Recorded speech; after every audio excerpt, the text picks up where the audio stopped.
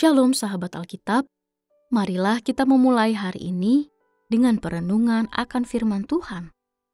Bacaan Alkitab kita pada hari ini diambil dari Ayub pasalnya yang ke-38, ayat 22 sampai dengan 32. Apakah engkau telah masuk sampai ke perbendaharaan salju, atau melihat perbendaharaan hujan es yang kusimpan untuk masa kesesakan, untuk waktu pertempuran dan peperangan? Di manakah jalan ke tempat terang berpencar, ke tempat angin timur tersebar di atas bumi? Siapakah yang menggali saluran bagi hujan deras dan jalan bagi kilat guru?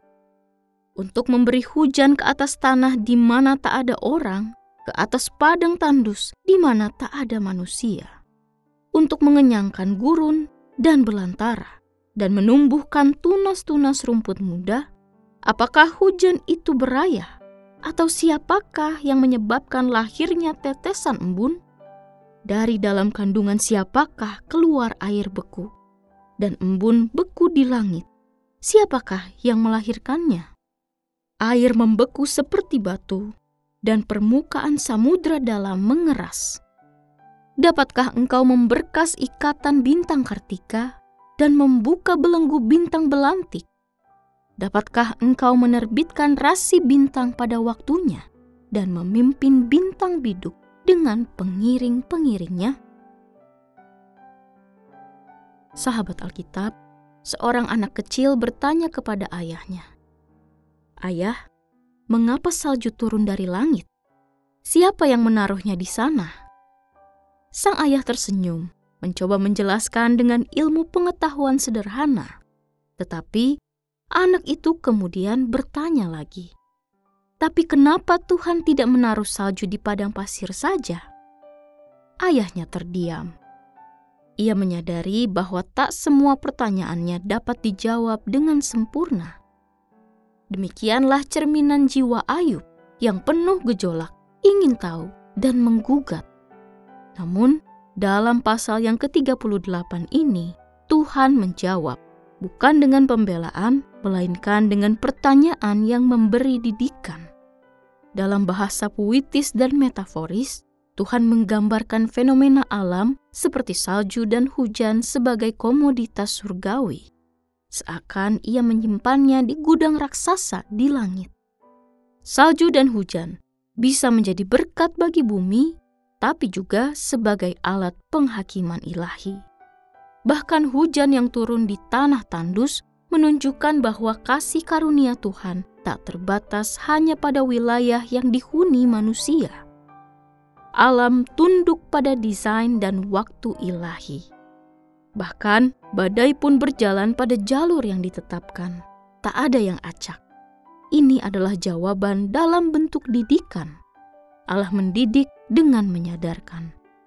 Lalu ia melanjutkan pengajaran kepada Ayub melalui gambaran proses kelahiran. Apakah hujan itu berayah? Atau siapakah yang melahirkan tetesan embun? Dengan indah, metafora kelahiran menyingkap misteri dari hal-hal yang tampak biasa. Hujan bukan sekedar uap yang mengembun, melainkan bagian dari rahmat dan misteri Allah yang tidak dimiliki manusia. Es yang menutup permukaan samudra adalah lambang bagaimana kekuatan yang penuh kasih bisa menutupi kekacauan. Gambaran dari bagaimana anugerah bisa menjadi penghalang atas kekacauan dunia bawah. Di balik fenomena itu, ada tatanan dan makna yang jauh melampaui pengetahuan manusia. Tatanan surgawi yang paralel dengan tatanan di bumi. Maka, bila Ayub ingin memahami penderitaannya, ia terlebih dahulu harus mengakui keterbatasannya. Penderitaan yang dialaminya bukan bukti ketidakhadiran Tuhan, tetapi justru bagian dari tatanan yang lebih besar yang belum bisa ia mengerti. Sahabat Alkitab, yakinlah bahwa Allah hadir dalam segala sesuatu. Bahkan, hembusan angin yang paling lembut dapat menjadi teguran dan sapaannya. Dengan demikian, kita dapat mengambil kesimpulan bahwa ia selalu mendidik dengan caranya.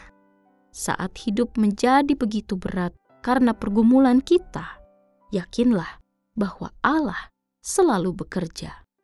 Pada akhirnya, dalam dunia yang sering tampak kacau dan tak adil, iman bukan sekedar mencari penjelasan, tetapi belajar hidup dalam kekaguman dan ketaatan. Mari kita berdoa. Tuhan yang penuh hikmat, terima kasih karena melalui firman-Mu, kami disadarkan bahwa Engkau mendidik kami bukan hanya lewat jawaban, tetapi juga lewat kehadiran dan tatanan-Mu yang ajaib.